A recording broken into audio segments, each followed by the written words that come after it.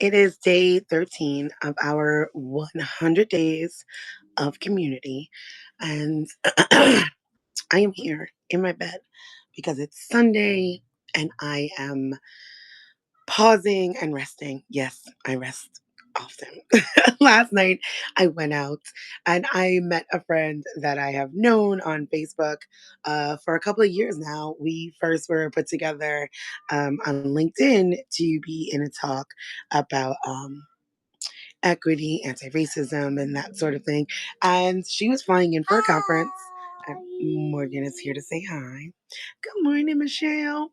And she was here for a conference in Atlanta. And I was like, hell yeah, let's meet up. So, like, I'm definitely a meetup person. So, if you come to Atlanta and you're like, oh, I want to hang out with you, Des, I will come and hang out with you. So, we did that. And then I got up this morning and I made the tiny humans some breakfast. Kate says, hi, Morgan. Hi. I made the tiny human some breakfast, and now she's here with me. Karen is in his room, and Antonio's in the living room playing with his dinosaurs, and I am hanging out in bed. So let's see what we're talking about today.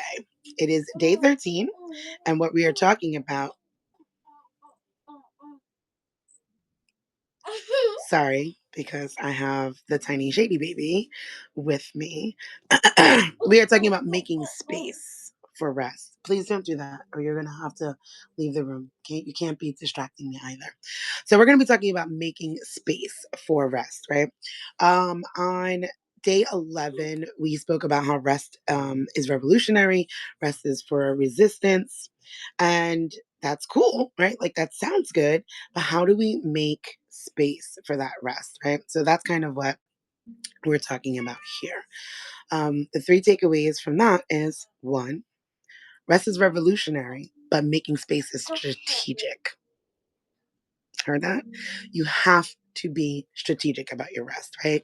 Like I told you before, it's not like, oh, well, I'm happy to sit down. No, you have to make space for it. You have to plan it out like anything else in your time, in your life, right? You have to be that strategic about it. Do you have a doctor's appointment? You should have an appointment to do nothing, right? Two, resting is thriving, shifting from survival to sustainability, right? So we all get enough sleep to kind of get up and do what we have to do. And barely that, right? Like some of us are just like running on like 10 minutes of sleep, never feeling fully restored, but we're in survival mode, so we got to go for it, right? Three, rest is a tool for generational repair. Okay, so let's go. It's so much fun. I really just want to say that I love that you guys are showing up and on a Sunday. I see you. I see you. All right, so I'm about to kick Shady out because Shady is talking. Yeah, Michelle, whoa, whoa. I'm like trying to pull it out. Okay, rest is revolutionary, but making space for it is strategic. Resting isn't just about taking a break, it's about creating sustainable systems that support rest as a regular practice, not a rare luxury. Supremacy culture will not give us rest, so we have to actively design it in our lives, right? Which means to take it back. This is what I mean about like rest as resistance and reclamation, right? Anything that we're doing to dismantle supremacy culture is a reclamation. It is an ancestral reclamation, right? Sometimes we think we're doing this work just for ourselves, just for this moment in time, which, yes, we are. But we have to think about it as sacred work. 7 generations back, 7 generations forward. Because it's going to, one, take that damn long to make significant um, change. And not by like you won't see it. I mean, like, to shift an entire world to go back to natural rhythms, it would take the 7 generations idea. The 7 generations back is pulling from that ancestral wisdom and knowledge of those people that knew this was never going to work. This was never going to work. 7 generations ago, even if you were 10 generations a colonizer, they were still holding on hope that there would be something that shifted, right? So that is pulling from that space, right? And reclaiming it, saying, I know that this is not how it always was, right? There has to be that internal knowledge. You cannot possibly believe in the annals of time, this is how it always was. So therefore, this is not what it always has to be, right? This is a moment. It feels huge. It feels insurmountable. But when it comes to time, you're talking about we may be a handful of sand on a beach. You know what I'm saying? Hey, Vix. What, baby? Can we have that conversation when I'm not on live? Okay, but I'm on live. You may not ask me anymore. So, um, so I gave an example. Enslaved Africans used rest in secret as an act of survival and rebellion. But today, creating space for rest involves reimagining how time, labor, and productivity are valued in our communities, right? Oh, Kate says, thanks for the reframe to sacred work because it is so hard for me to schedule rest. Oh, yes, you must. You must. And it is. I want us to understand how divine we actually are. Like, literally, my bio on Facebook, like where you put your pronouns, like when they started allowing it all those years ago, mine says she, her goddess. And not because I think I'm better than anybody else. I think that we are all divine. I believe, truthfully, we are all divine, right? All of us. Every single one of us has divinity within us. So everything that we do is sacred. Us sharing this space is sacred space. Communing together, speaking with someone is sacred. Eating is sacred, right? When I used to do, well, as I was creating that decolonizing the body, I was like, we have to think about even in supremacy culture, when you are taught to use, like I had Emily post etiquette. I'm in the South Bronx. I don't think I've ever needed to use it. But when you think about like using utensils and then the proper utensils, even that is a supremacist culture ideal, right? Because that comes from proper dining, and eating with your hands is considered being savage and uncivilized and all of these things. But even in that, supremacy culture causes an intercessory, right? That is what it does. It intercedes. It disconnects. So my food that I spent time cooking, touching, and it should be a sacred experience. It's kinesthetic. It's let me smell that. Let me touch that. It should be that embodied, right? But now I have to stick a fork in my food and bring it to my mouth, and that disconnects something, right? Where my hands, these things are useful. Like, oh, look at that. I can eat with them. I did not force my kids to do utensil eating, right? I'm like, eventually they'll learn it because the world will teach it to them. And they still love to eat with their hands, right? And I'm like, yeah, you totally should. So even in that, it's sacred work. If we start looking at things as sacred, you as sacred, yeah, you're gonna make space for that. Definitely, without a doubt. Tiffany says, well, our tank isn't refreshed. When our tank isn't refreshed, we can't help others. I still struggle with feeling lazy with rest, but doing better. Good, good. And do better every single time, right? Like I said the other day, reframe lazy. Yes. I love to laze about, right? When you think of laziness, think of those like infinity pools at hotels or like Disney. I've seen them, like the lazy swimming pool where you're just kind of sitting on the raft and you can't actually go anywhere. So there's no danger, right? You're not like I like tubing, but that you can't really like be inactive in your tubing, but you can be inactive when you're in those like lazy swimming pools and you just sit and let it go in a circle and you're just relaxing. And that's a beautiful way to think or reframe laziness, at least for me. So when you think about people who lived during some of the most awful atrocities in human rights history and in human rights, to turn around and still take that, right? To still reclaim rest, right? Like we are those that have the benefit of not being in the house, um, able to sneak away, go back to the cabin, rest, sing songs, be in community, eat food. right? That's what it looks like also, that decentering whiteness. Like, oh, yes, slavery was absolutely horrible. There's no joy in that.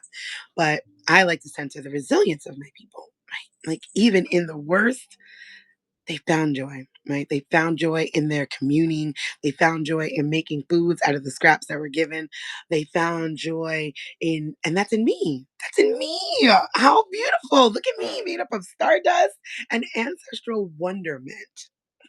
And it's you too, right? So think of it that way, right? And that is why, very specifically for white body people, I'm like, you need to touch your ancestral wisdom, right? You need to touch who you were before you were white. Like, tap into that, because what do I actually come from? You don't come from whiteness. Whiteness is a construct, right? It did not create anything thereafter, right? Because then people will be like, well, black is a construct too. And I'm like, yeah, but we created culture, right? Here in America and across the diaspora, but very specifically, Black United States Americans have created culture, language, food, dance, clothes, spiritual practices, art. Those are the things that make up culture. Whiteness has not yet created that, even after it's been created all this time, right? It's still a construct of power over. It is still a socioeconomic political stance and nothing more. So you got to touch who you were before you were white to tap in to that ancestral, like, I'm still here. I'm resilient because I am from these people. So now that we know that rest is revolutionary, but you have to make it strategic. And plenty of people did. Like, you can't just think that 24 hours a day, 7 days a week, people were not doing the things that they need to be doing. Did that cat just open the door? Bruh. Close the door. Okay. Resting is thriving, shifting from survival to sustainability. For many marginalized communities, and I want you to work on not hearing just Black people when you hear marginalized communities, though Black people exist in every single marginalized community, but we're talking about all of the marginalized communities, right? Poor, disabled, queer, trans, all of them. Anybody that's pushed to the margins, right?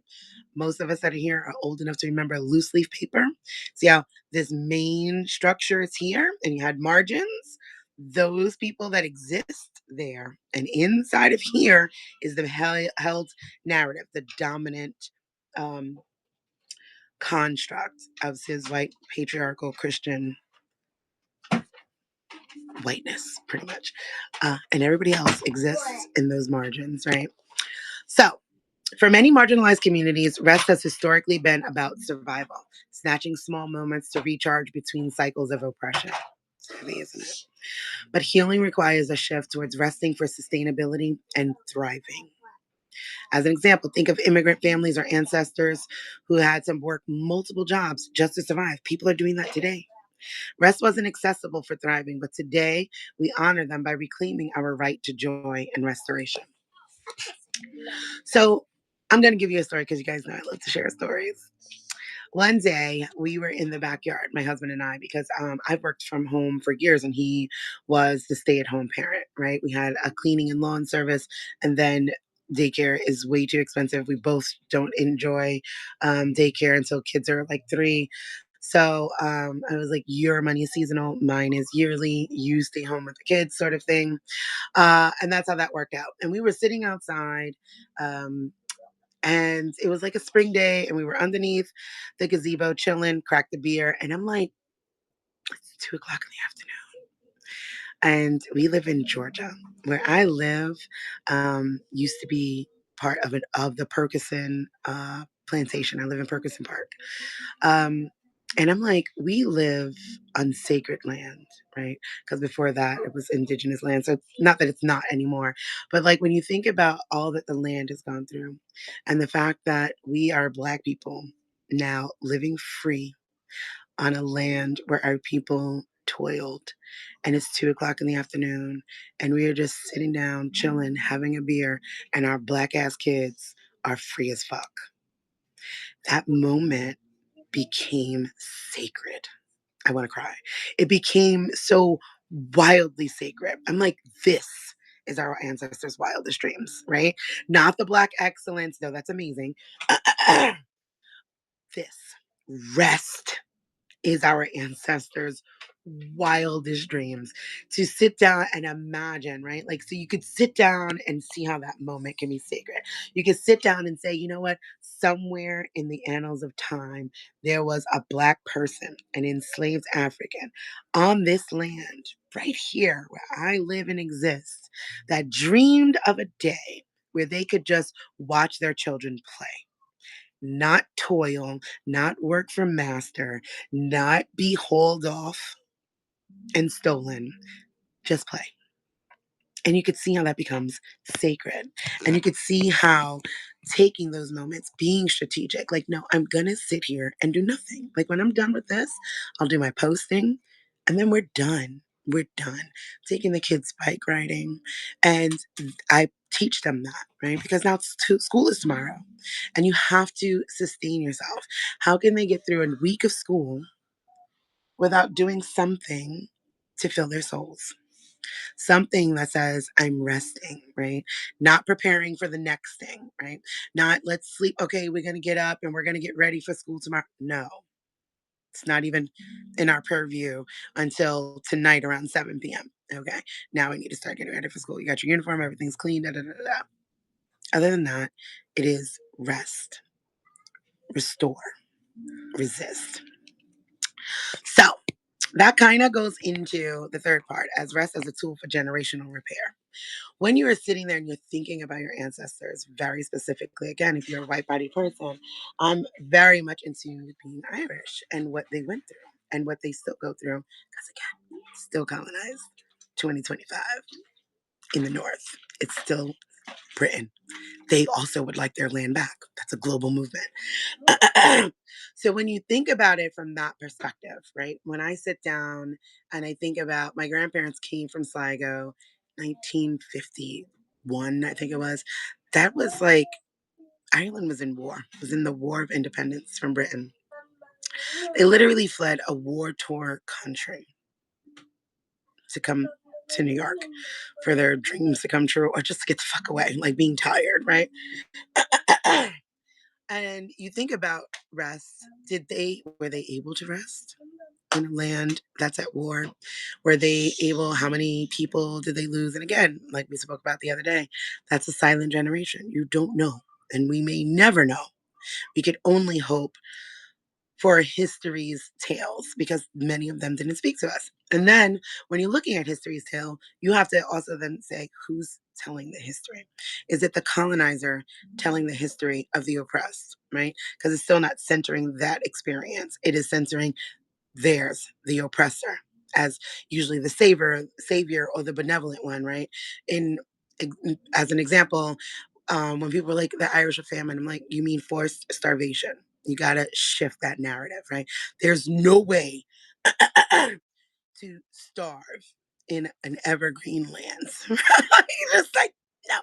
The Brits forced starved them. They took the food out of Ireland to feed British troops while they were invading India. They intentionally said, here's some potatoes, here's some liquor, and hope you don't die. That was a forced starvation, right?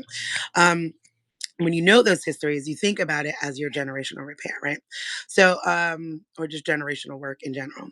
So I said rest is an ancestral right that was taken from many of us through colonization and forced labor systems. But when we create space for rest, we break generational cycles of burnout and begin repairing our relationship with our bodies, families, and communities. As an example, in many indigenous and African traditions, rest was sacred, tied to rituals of reflection, spirituality, and collective gatherings. Colonization attempted to erase these rhythms, but rest as repair restores that connection. And it does, right? Like all of the things that I just said for all of those reasons. Because when you rest, you can think. You can literally reset. I call it a reset. Even when we're frustrated or somebody's dysregulated in here, Taylor said, damn, yeah. I'm like, go reset. Right? To do it again. Rest. You must do it again and again, and it is restorative. It must be strategic, planned in, seen as sacred, seen as an ancestral connection. Because I'm resting because they couldn't. I'm resting because I can. And when we look at it, right, it's like, oh, well, we're not those people anymore. We're not enslaved, or, we're not going through the War of Independence or what have you. Yeah, but we're fucking indentured servants. Okay. This has not operated any different, right? Like, chattel slavery shifted what slavery was globally by creating it as a system you were born into. That had not been done before, right? If it were up to the people that created chattel slavery, I would be enslaved right now, right? That was the intent of it, was to be born into it and to never end. Whereas indentured servitude, which was like what was happening prior to chattel slavery, you could work your way out of it. And even that was 7 to 12 years. They have now effectively extended indentured servitude for 50 years, right? You cannot come into this world and not work. Some of us, depending on what generation, I've been working since I'm fucking like 12 years old. Like, I literally had a legal job at 13 for summer youth. They will get you working as soon as possible and want to push you to the maximum.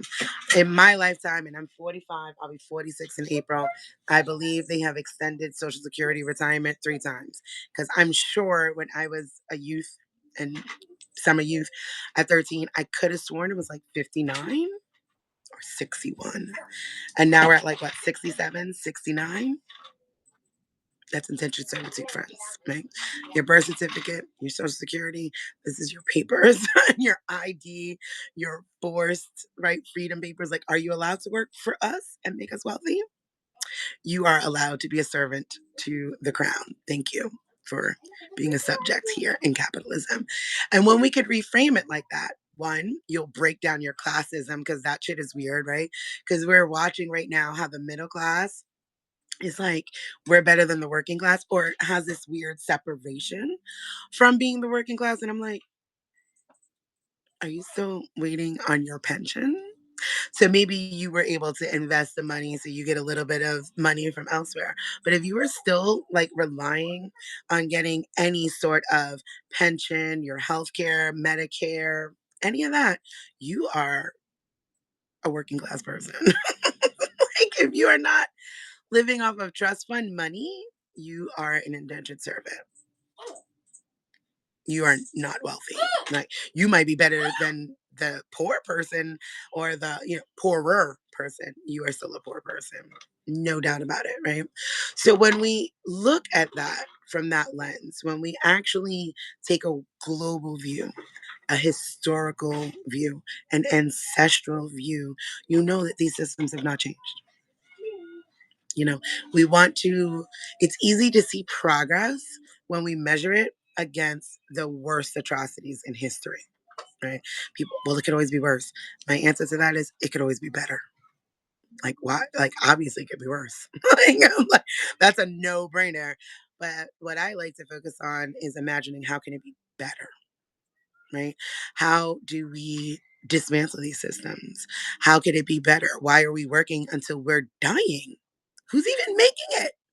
And then people are still like, don't tell me Pop Pop wants to be at Walmart greeting. You're fucking lying to me. You're a liar. That 80-year-old does not want to be saying hi to you at Walmart. No, no, no. And the only reason that he may want to is because if he's feeling lonely, it's still lack of community.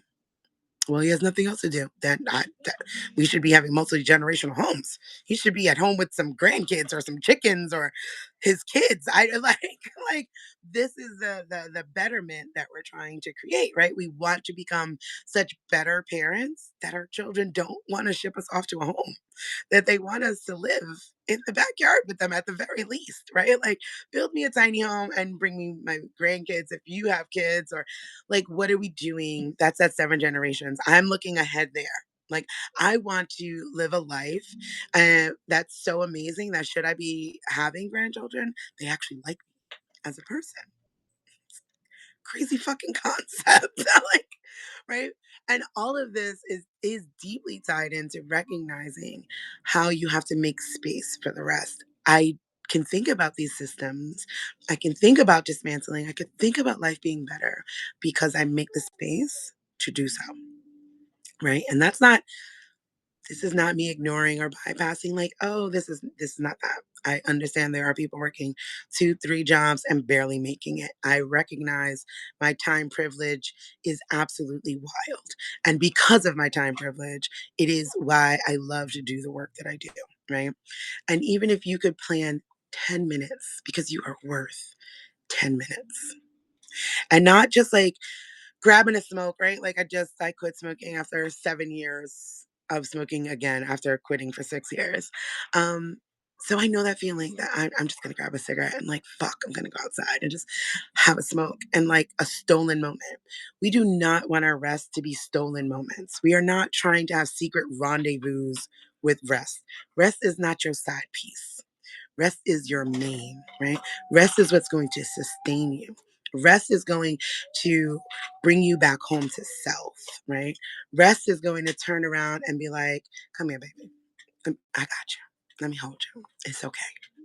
And that is what we want. We want to be in a deep relationship with rest, not a secret little rendezvous. You like that, Michelle? It ain't my side piece. It's my main boo. 60 and below. Vic says, we saw this play out during COVID lockdown. Right. And I'm somebody, I'm gonna let you know right now. Like I'm down for destruction, right? I'm down for destruction because I believe that we've gone so far that unless we're faced with dire situations, we will not be seeking community. I've been talking about community building for eons, right? Showing people how to do it. I have friends from kindergarten, right? But until we are faced with something, right? And that's what supremacy culture does. Until we are faced with something, a dire situation, we don't actively look to curate that and cultivate it. And COVID, I was like, they're gonna fix this really quickly because this is the first time people have been able to just pause. I was like, I fucking love this for people. Hate the death tolls, hate the inability to save lives that just really could have been saved because we just weren't prepared. However, death is a part of life, and that is an unfortunate reality, and we have to get okay with death. That's another thing. We are way too attached to life. But anywho, that's another conversation for another time. During COVID, when people were at home, able to earn money, able to school their children, and getting $600 a week, I was like, I love this so much. And people were complaining, and I couldn't understand it. I'm like, are you aware that in this system, there are people that have never seen $600? That's not a lot of money, fam. There are some people that have never in their life seen $600 a week in their life. And what I'm saying is, in a lifetime of working, imagine living and working and having never touched $600 a week, guaranteed, knowing it's coming. So much creating happening during COVID. Taylor says, I think we are in the pathologize the disconnected phase. Yeah. Yes, yes. Tiffany agrees with you, Vix, on the creating. It was beautiful. Like we saw the world repair a little bit. We saw the lands, air quality got better, water quality. I was like, this is a reset. Like COVID could be the great reset. And what it showed us, right? Like, aside from obviously, like I said, the unfortunate death toll, but what it showed us is we could be living differently. We could be, right? So think about those times, right? Think about when you were able to work from home in your bed and still get paid your wage. And your kids could be in the other room taking their classes. And then you could be getting up when you want to, not wondering if I can go to the bathroom. You can make your tea, eat when you want. Those are natural rhythms. I'm hungry. I'm going to go get a nosh in my own home. The reason why we got forced back to work is because capitalism. They're paying for these buildings, right? When we could just level them and make them green spaces. We could house the unhoused. There are so many options and things could be so much better if we really take the time out to rest as a strategic practice and begin to reimagine something different. Like, it could be like that, minus the death toll. We could be living like that. It's not even that far fetched. We've seen it happen. Where did you get money from? Oh, so then we could get a UBI. So there can be a universal basic income, right? Okay. We pay enough taxes for that to happen. That's very, very possible, apparently, because money is not real. Like, we're just like, it's numbers on screens. Pull it from somewhere. I don't know what to tell you. Tiffany Donnelly, all of a sudden we started seeing Baltimore Orioles in the spring in Ohio during COVID. I don't know what the hell Baltimore Orioles are, but I'm assuming they're a type of flower. And if that's the case, I love that because even like we saw like animals walking the street, like yeah, like we could coexist. This happens. People coexist with animals all the time. Birds. Okay, thank you, Tiffany. I'm like, is that a flower? Oh, pretty red birds. Oh, I'm gonna look that up now. I like birds. I like to see them. I obviously don't know much about them. Michelle said, but they need us in the grind or we become resistant. Why are my glasses not working? Which is why they are creating economic hardship now because people are ornery. Yeah. Yes. Right. And like, if you are not rested, you cannot resist. Right. Because you're so busy just surviving. Like, I just want to get up, go to work, and like drag yourself through another day. And that is not, that's not even an existence. That's not even a life. That's not an existence. We have a sacred birthright, right? I want us, like, we're really going to be like more and more as we get into this. I want you guys to work on the dismantling portion of this, right? Like, again, this is not a checklist. If you are on day 2 and I'm on day 13, that's fine. I'm on showing up every day because I said it was, and I like to do what I say I'm going to do. If the practice for you only has you on day 2, I love that for you. I love that. It means you're actually listening and you're taking your time and you're revisiting and you're doing something. And if you happen to be on day 13, you're a rock star because this was a lot to move through. Tons of grief, tons of awareness. And I would caution you until you pause, until you rest, because that is what we need. Right. And when we look at it as a birthright instead of something we earn, that was the whole point of that tangent, it shifts. Like, I have the right, not the entitlement, right? Because that entitled idea, and we should be a little entitled, but not in the way the supremacy culture. It because entitlement, the way they put it, is from, oh, well, they feel they get something that they didn't earn. No, my birthright. It's my birthright to rest. It's my birthright to have joy. Alexa, stop. Yes. That's the scary one. Oh, did you need me? Hmm? Yeah, I was saying, Mom, because I wanted you to hear me.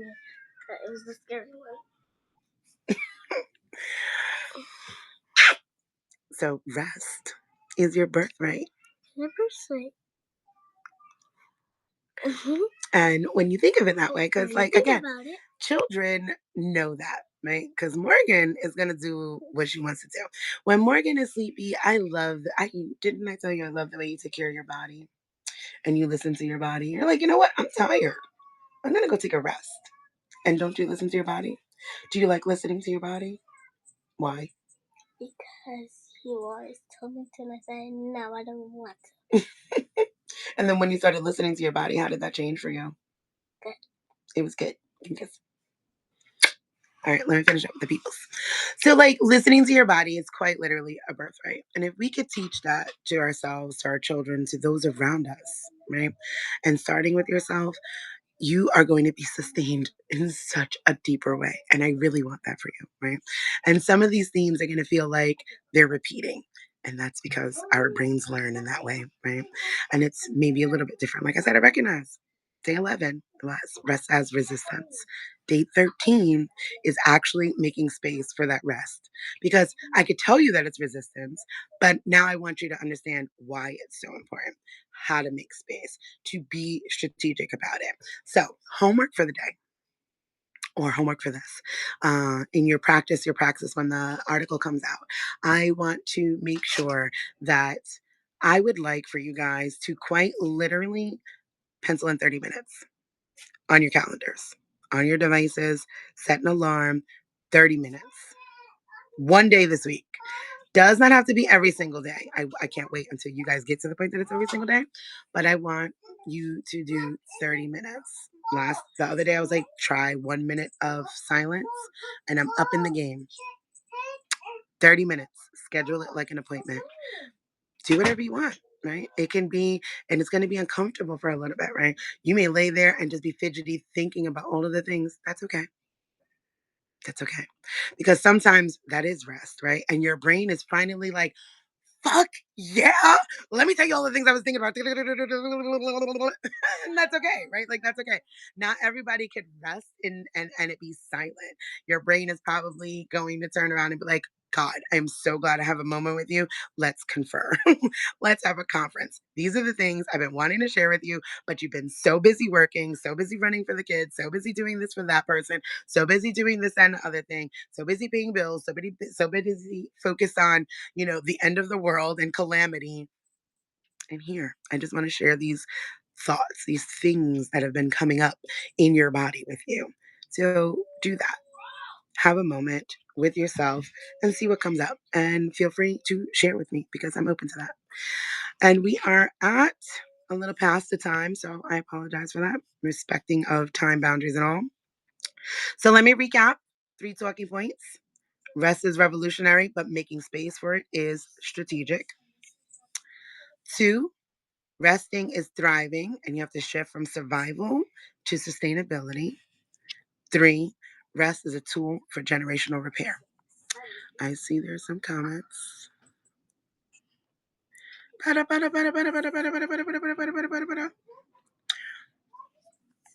planet needs us to rest too. Yes. Listen, I joke about that all the time, Amy. I'm like, listen, either way, like, people like, we're destroying the earth. I'm like, she will kick you off. We'll die before she ever, she is the first mother. Just like any other mom. If you are a mom in here, you know you will take but so much. And then it's like, get out. Get out.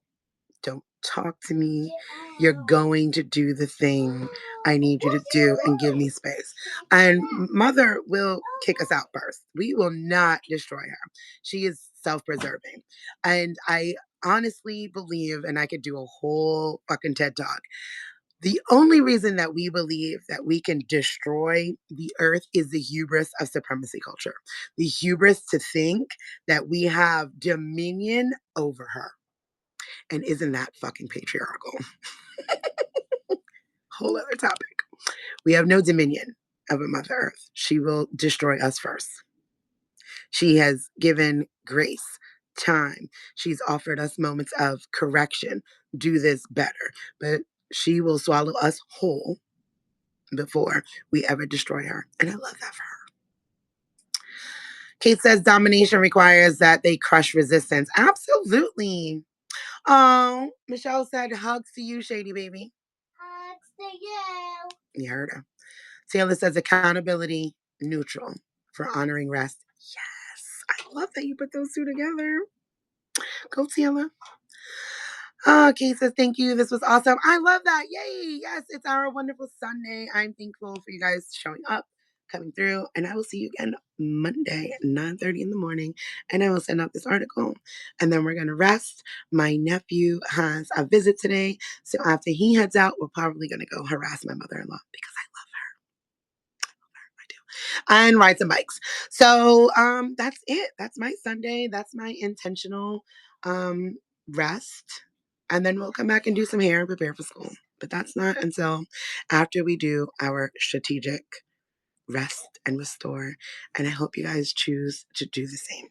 Love you. Mean it. Drink water. Listen. Move your body.